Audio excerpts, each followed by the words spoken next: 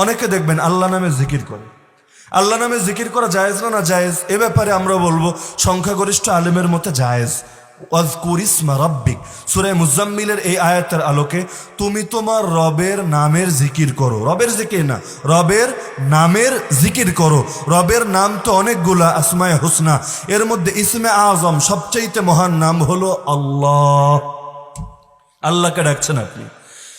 তাফসীরে মারুফুল কোরআনের 8 নম্বর উযকুর ইসমা রাব্বিকার ব্যাখ্যায় যেহেতু উযকুর রব্বকা বলা হয়নি, আল্লাহ আল্লাহ জিকির করা যাবে। সুন্নত মোতাবেক ফয়সালা কি হাদিসের আলোকে? কথা হলো আপনারা দলিল চান না সুন্নত চান? দলিল, সুন্নত তো দরকার নেই। হ্যাঁ হ্যাঁ, কাজেই আল্লাহ বলেছেন ওয়াজকুর ইসমা রাব্বিকা, ঠিক না? আল্লাহ অনেক জায়গায় বলেছেন ওয়াজকুর ইসমা রাব্বিকা। কাদ আফলাহা মান তাযাক্কা ওয়া যাকারা ইসমা রাব্বিহি ফাসাল্লা। আল্লাহ সূরা আ'লার শেষে বলছেন আল্লাহর নামের জিকির করে নামাজ পড়তে হবে। আছে না? আল্লাহর জিকির বলেননি, আল্লাহর নামের। আল্লাহর নাম কি? আল্লাহ। তাহলে আমরা যখন নামাজ পড়বো বল আল্লাহ আল্লাহ বলে নামাজ পড়বো তো নাকি? কি বলে নামাজ পড়বো? আল্লাহ কখনোই বলেননি যে আল্লাহ আকবার বলে না। আল্লাহ বলেছেন আল্লাহর নামের জিকির করে নামাজ পড়বা, আল্লাহ বলে পড়বো, হবে না? কেন? হ্যাঁ, আমাদের একটা জিনিস আবারও বোঝার চেষ্টা করেন, আল্লাহ এই কোরআনটা আমাদের উপর নাজিল করেছেন না কার উপর? হ্যাঁ, আল্লাহর হুকুম নবীজি সব পালন করেননি, ঠিক না? অবশ্যই করেছেন। তাহলে ওই প্রত্যেকটা আয়াত পড়ে আগে দেখবেন নবীজি এই আয়াতটা কিভাবে পালন করেছেন। এই জায়গায় না গেলে ওই আমার মতো অকাট্য দলিল দিয়ে দাঁড়িয়ে কোরআন পড়া আপনি অজেব বানাবেন। কথা বোঝেননি? কথা বোঝেন। রাসূলুল্লাহ সাল্লাল্লাহু আলাইহি ওয়াসাল্লাম কখনো আল্লাহ আল্লাহ জিকির করেননি। জিকির মানে শুধু নাম জপা না। আমি যদি বলি বঙ্গবন্ধু বঙ্গবন্ধু বঙ্গবন্ধু, এটা জিকির না। জাহাঙ্গীর জাহাঙ্গীর জাহাঙ্গীর, এটা জিকির না। বঙ্গবন্ধু জাতির পিতা, বঙ্গবন্ধু মহান নেতা, এইটার নাম হলো জিকির। আল্লাহর নাম নিয়ে ন্যাংটো নাম নেয়ার নাম জিকির না। আল্লাহর নামের সাথে আল্লাহর তাজিম প্রকাশ করার নাম হলো জিকির। এই জন্য রাসূলুল্লাহ সাল্লাল্লাহু আলাইহি ওয়াসাল্লাম কোন জিকির বাক্য সালা শেখাননি। কথা বুঝতে পেরেছেন? বাকি আমার ইহয়াউস সুনান বইয়ে এবং রাহে বেলায়েত বইয়ে পাবেন আল্লাহ আল্লাহ জিকির সাহাবীরা করেননি, তাবেঈনরা করেননি, তাবেঈনরা করেননি, কেউ করেননি। পরবর্তী জামানার কোন সুফি এই জিকির দিয়েছেন প্রথমে যারা মুরিদ হতে গেছে তাদের মন বসানোর জন্য। সেটা আল্লাহ আল্লাহ আল্লাহ আল্লাহ আল্লাহ করলে মনটা তাড়াতাড়ি বসে। এটা তারা সাময়িক অজিফা হিসেবে দিয়েছেন, এটা আমাদের বাদ দেওয়া উচিত, এটা ঠিক না।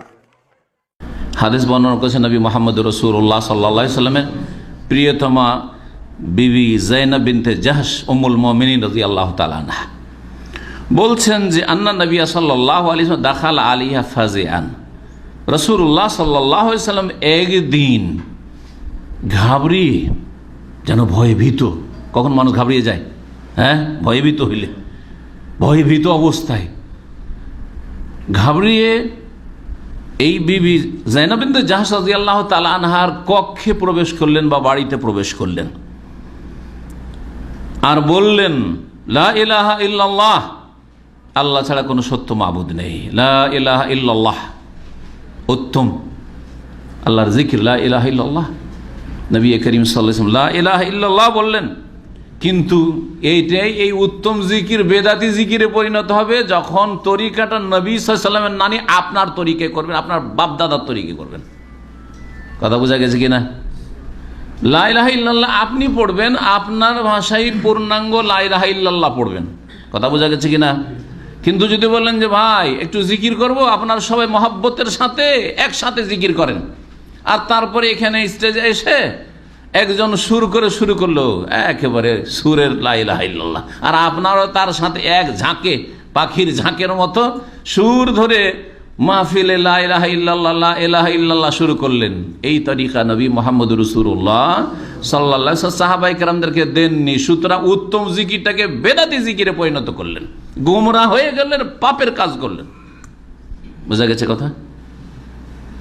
যেটা ছিল সবচেয়ে উত্তম জিকির, আফজালু জিকির লা ইলাহা ইল্লাল্লাহ, সেটাকে আপনি বিদাতে পরিণত করে দিলেন।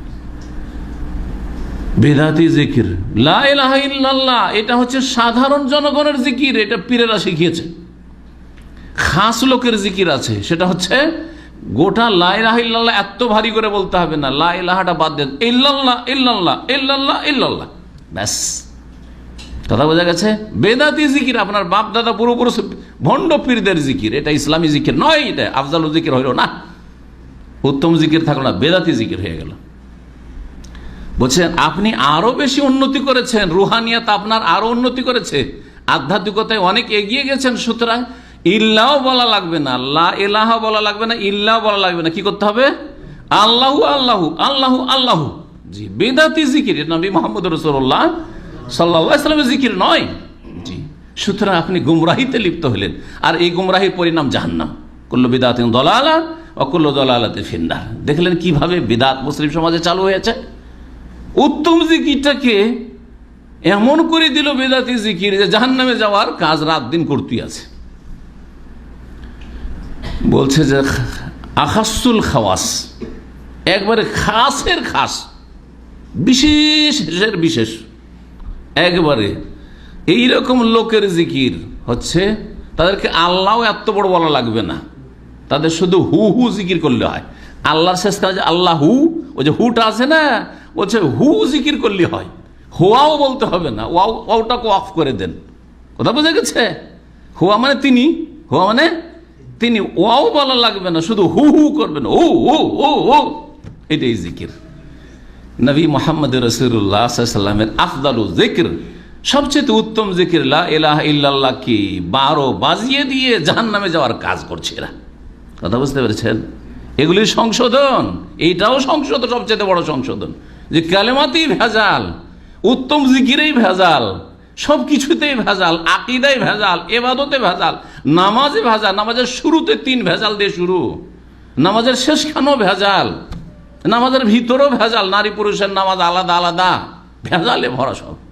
রোজা শুরু করতে সাহারি খেতে গিয়ে নাওয়াই তানাসুমা গাদান লাকা মিন শাহরি রমাদান, ভেজাল ভেজাল। সূর্য ডুবে গেছে, তারপর না ইফতারি টাইম হয়নি, আরো 5 মিনিট পর হবে, ভেজাল। কথা বুঝতে পেরেছেন? হজে এসে প্রত্যেক চক্করের জন্য তাওয়াফে কাবা ঘরে তো প্রত্যেক চক্করের খাস খাস দোয়া, 7 চক্করে 7 দোয়া, ভেজাল। এগুলির ইসলাহ করতে হবে। নিজে শুধু আমি সুন্নতি তরিকায় হজ করে এসেছি চলবে না, নিজে আমি সুন্নতি তরিকায় নামাজ পড়ি চলবে না, আপনার স্ত্রীর সুন্নতি তরিকায় নামাজ হইতে হবে, আপনার ছেলে মেয়েদের নামাজ, প্রথম কথা নামাজই হইতে হবে, আর সহি সুন্নাহ মোতাবেক নামাজ পড়তে হবে, রোজাটাও সহি হইতে হবে। এগুলো হচ্ছে ইসলাহ। ইসলাহ 4টি কথা নাই যে আমি হারাম খাই না, আমি যথাসাধ্য হালাল রুজি খাই, ব্যাস আমি খুব ভালো মানুষ, আমি কারো 1 পয়সা মারে খাইনি, হ্যাঁ, কারো ক্ষয়ক্ষতি করিনি, কারো জুলুম অত্যাচার করিনি, সুতরাং আমি খুব ভালো মানুষ। না না না না, আপনি এই ক্ষেত্রে শুধু ভালো, এইটুকু ভালো হয়ে আপনি জান্নাত পাবেন না। জীবনের প্রতিটি ক্ষেত্রে, সার্বিক জীবনে আপনাকে ইসলাহ নিয়ে আসতে হবে, সার্বিক জীবনে আপনাকে সংশোধন ও সংস্কার নিয়ে আসতে হবে।